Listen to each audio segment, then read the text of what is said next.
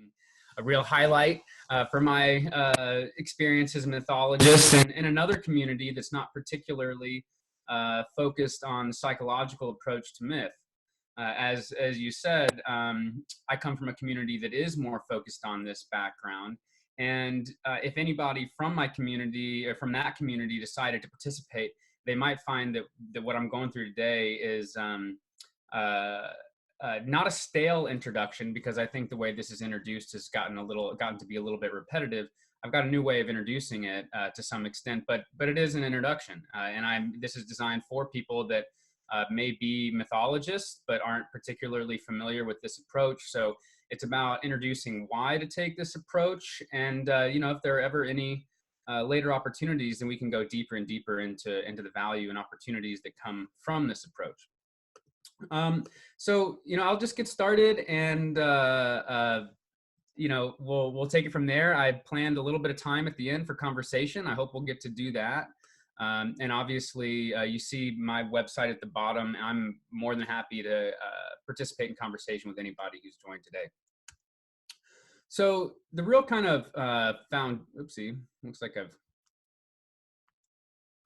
one second here. I've lost one part of my PowerPoint.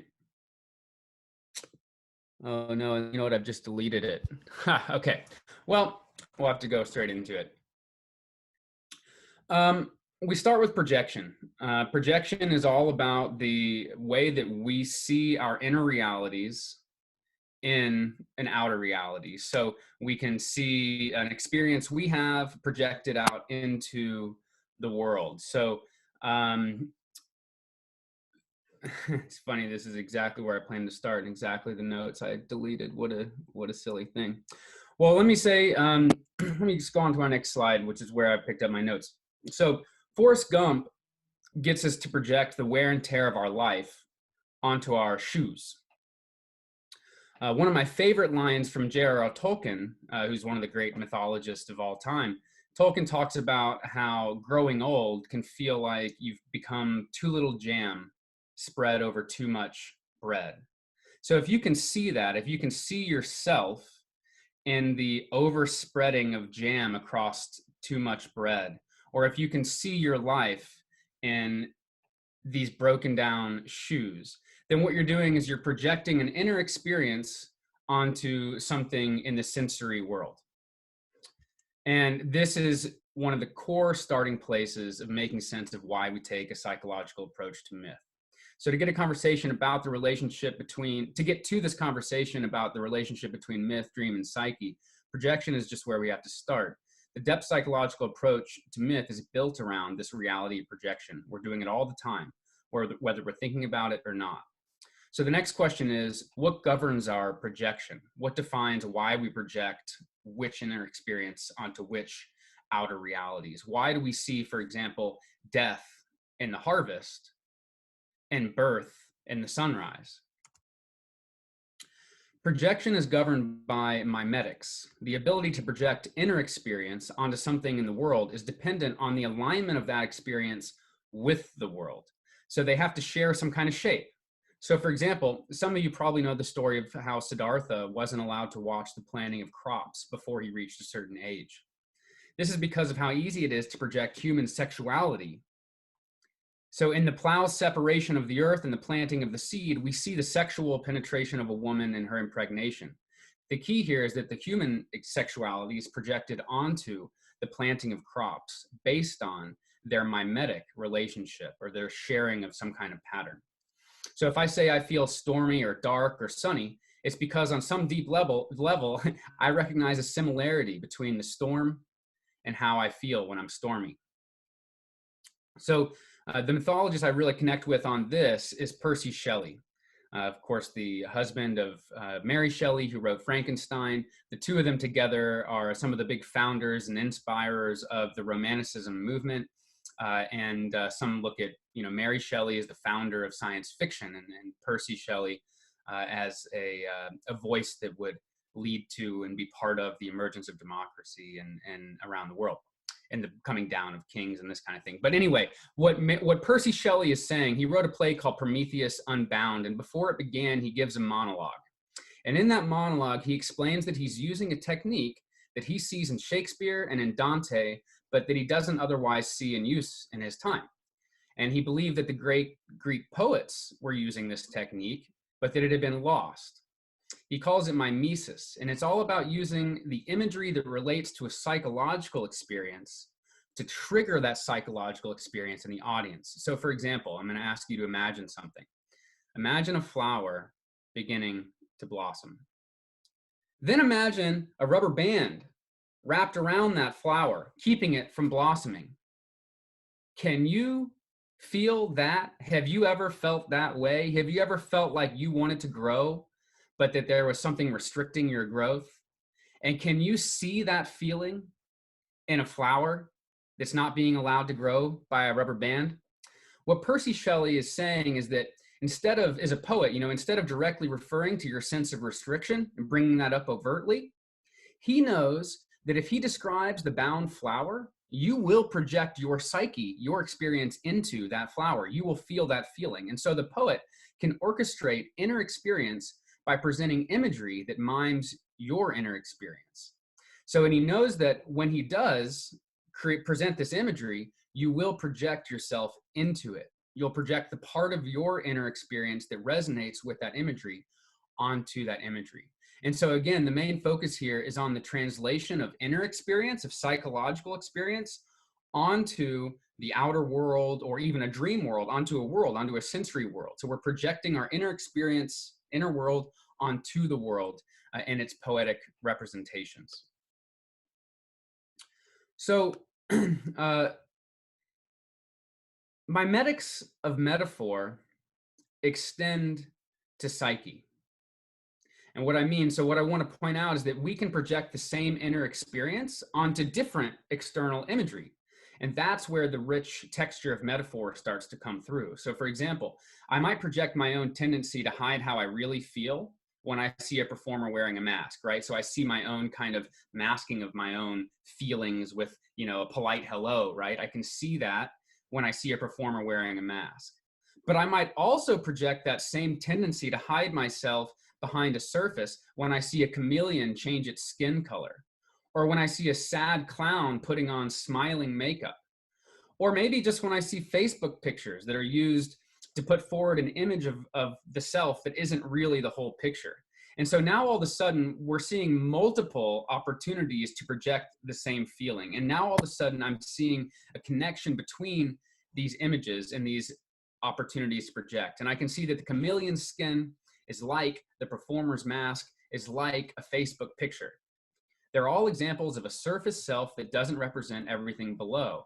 And now we're in this web of metaphor and interconnected meaning. So metaphor is built out of and around this type of mimesis, and it's powerful, not just because you can see, a chameleon's skin in a clown's mask. It's really powerful because we can see both. We can project ourselves, our inner experience into both. And so now this imagery, now this visualizations are becoming psychological, or we are revealing the psychological nature of these visual sensory experiences. So when I feel like something old is dying, I might see that in the setting sun. So I see a setting sun and it brings up my feelings of whatever might be dying in me. I might also see that feeling of something getting old and dying in the falling of an old fruit. But from here, the poet can connect the setting sun to the falling fruit by calling the sun ripe, the ripe sun, right? But it's also a word we use to describe old age, ripe old age. So someone who lives to a ripe old age is someone who has lived a full life, like a fruit that grew to be fully ripe, and like the sun that turns red and ripens at sunset. This is where metaphor is, again, getting rich, when we start layering in multiple opportunities for the same projection. So imagine I'm writing a scene for a movie and I want the audience to really, and this is, by the way, I teach at a film school, right? I teach at a school for storytellers. So a lot of my approach to myth has to do with the fact that I'm delivering it to an audience that wants its utility. They want to be able to tell more powerful stories, right? So imagine I'm writing a scene for a movie and I want the audience to really feel that something is ending in the story. And I want them to really contemplate their own ending. I want them to project their mortality. I want to make my audience contemplate their mortality and what's ending in their lives. And so what do? I write a kid playing Tetris at a funeral while the sun sets.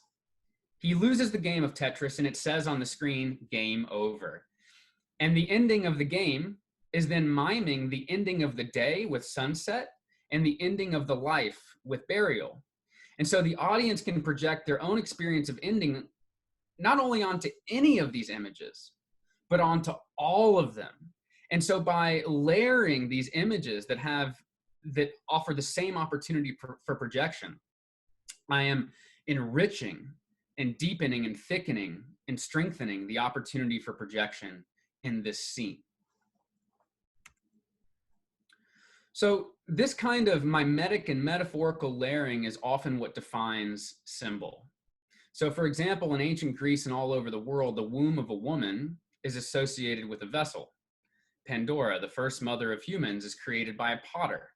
Images of her reveal that she was actually imagined as a pot. And the same analogy can be seen in the Holy Grail and in countless other vessels. But we don't just see it in cups and bowls. In ancient Greece, the vessel of a woman's body was also associated with the stores of a home, with a basement and everything that's contained within it. And the woman's body has also been associated with an oven, right? You put a baby in the oven. And with a boat, the ship is a she. You name it, any kind of vessel or container you can imagine, and it's been associated with a woman's body as a container. And we see this in myth. The symbols that define our myths are often grounded in metaphor, which is grounded in mimesis. And the most important thing I want to convey today is that we project our psyche into metaphorical symbols based on their mimesis with our inner experience. So when an angry God becomes when an angry God becomes an angry storm, we get it, and we get it because we can see our own anger in the storm. This is to say, our relationship with mythic symbolism is supported by our capacity to project our own psyche or our own inner experience onto that outer world. So if I couldn't feel my own storminess in a storm, I wouldn't be able to make sense. I wouldn't be able to participate and relate to and extract meaning from the storminess of a divine figure, or a divine figure becoming a storm. So the outer world does not need to be real, that we're, relating this inner experience to this outer sensory experience, right? We can project birth into a sunrise, whether that sunrise takes place in real life, in a myth, in a movie, or in a dream. And what's so interesting about dream is that it's generated by the psyche. None of it's real, you might say, but if it's not real, what is being made by the psyche? In the story of a dream, the characters and imagery are all psychological. The question is then, how does dream translate psychological experience into the language of real world experience? And the reason we're looking at mimesis and metaphor is because it's essential to the representation of psyche as sensory experience, right? So mimesis and metaphor is the transition, is the translation of psyche into sensory experience and of sensory experience into psyche. And we see this in dream, right?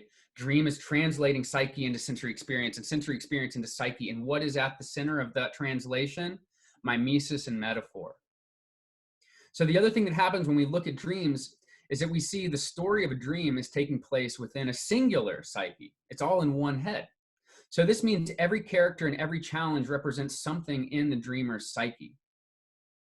So we see this in Alice in Wonderland and The Wizard of Oz. In both cases, the story takes place within the dreams of Alice and Dorothy. All the characters are parts of themselves.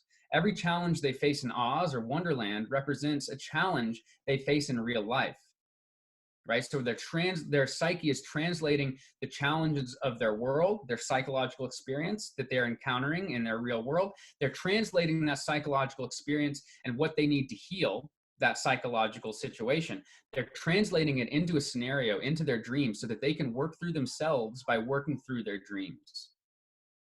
So you see that this dream is a fundamentally psychological representation. It's a sensory representation of their psyche. So these stories are presented as the psyche's translation of an inner reality into a dream of sensory experience. And the skill required to write these stories is the same skill that Percy Shelley was talking about. The same technique, he said, was used by the Greek poets. It's the skill of mimesis. It's this bilingual capacity to translate inner reality into sensory experience. My feeling of being restricted gets translated into a flower with a rubber band around it, right? So this is to say the invisibility of inner experience becomes visible in the language of visible metaphor.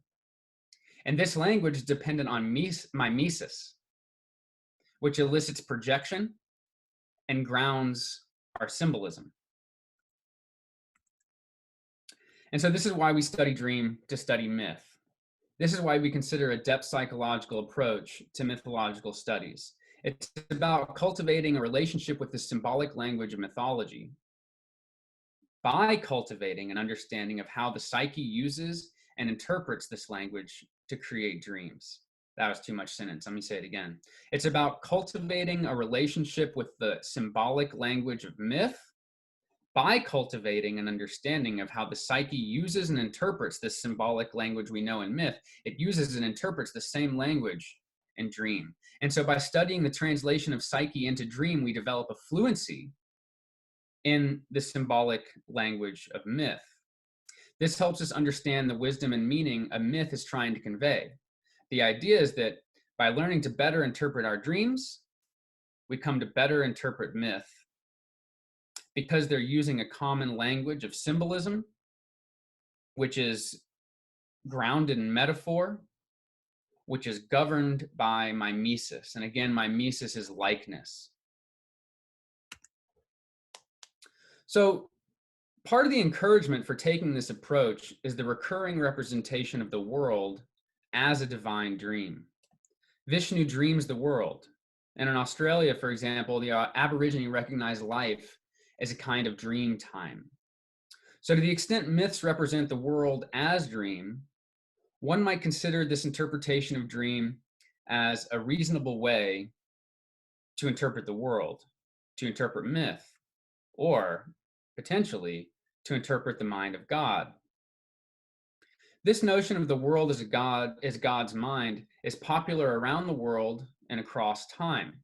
Einstein described knowing the universe as knowing the mind of God, and interestingly, so did Hawking. But the funny part about Hawking is that he's actually an atheist. He doesn't believe in God, and yet he still used this metaphor. In fact, it was kind of a big pain for him that he had to clarify he doesn't believe in God just because he used the metaphor that the universe is a representation of the mind of God. And this only points to the strength of this metaphor. Even a guy who doesn't believe in God is using the mind of God to metaphorically describe the universe. So if reality is an expression of the mind of God, or if it's all one big dream, if reality is one big dream, how should we interpret reality? How should we interpret that dream? And this is what the great mythologist J.R.R. Tolkien was really all about. And it's what led to the conversion of C.S. Lewis from a materialistic atheist who saw a tree as just, sawdust and wood. Tolkien helped C.S. Lewis change the way he saw the world. And he came to see the tree as a metaphor, as an expression of divine wisdom in the language of nature. So Tolkien's belief was that God never stopped communicating divine wisdom, right? You have all these stories of, God used to talk to us and now he doesn't, or she or whatever. Why not? His idea is that we more so just lost a relationship with the language that he describes as mythopoeic. So from Tolkien's point of view, everything in reality is an expression of divine wisdom. So this is not unlike the notion of dream interpretation, in which everything in the dream is an expression that relates to the dreamer, right? So everything in the world is an expression of the divine dreamer for Tolkien, just like everything in a dream is an expression of the dreamer for, let's say, Jung, or someone who interprets dreams. But Tolkien was an author, and as an author, he saw himself as a kind of dreaming god, as the writer of a dream. He considered it a, quote, elven craft. Elves are these characters that weave dreams, right? And as a dreaming god, he translated his beliefs, his wisdom, his ideas into the metaphorical language of his stories. And so let me give you an example of this. I think Lewis didn't come quite as far as Tolkien. Lewis often would find himself overtly expressing his philosophy. This is what I think. This is what I think, right? But if you are truly a master of the language of metaphor and symbol, you don't ever have to come out and say, this is what I think. You can translate it into the language of metaphor and myth. So for example, I gave a presentation at the Mythopoeic Society, which continues the work of the Inklings. And the Inklings are this wonderful group, Lewis, Tolkien, and these scholars who wanted to study myth for the purpose of writing powerful stories. And they wanted to study myth for the purpose of understanding mythopoesis. And so let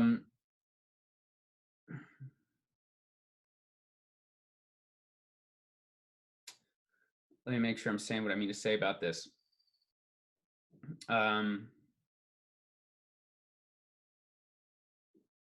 So let me give you an example. The ring. The ring is a constriction, right? Is a circle, right? It limits power. Power is confined and constrained to this ring and focused in this ring. This is a symbol of hoarded power.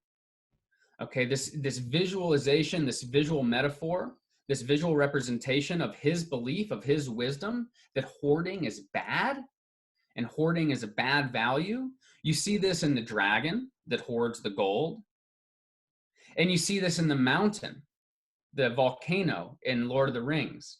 And so when the hoarding is over, the ring of power dissolves and its constraint of power is released, not unlike Shelley's idea of the thrones coming down and the consolidation of power and the throne, the hoarding of power represented by the throne being dissolved, right? So that's a visual representation of the dissolving of the negative effects of hoarding. So we see the same thing when the dragon is defeated. We see the hoarding, we see the flowing of wealth that comes, although, of course, as you know, there's a little bit more complications in the story. And we see when the ring of power is finally dissolved, we see the volcano flow.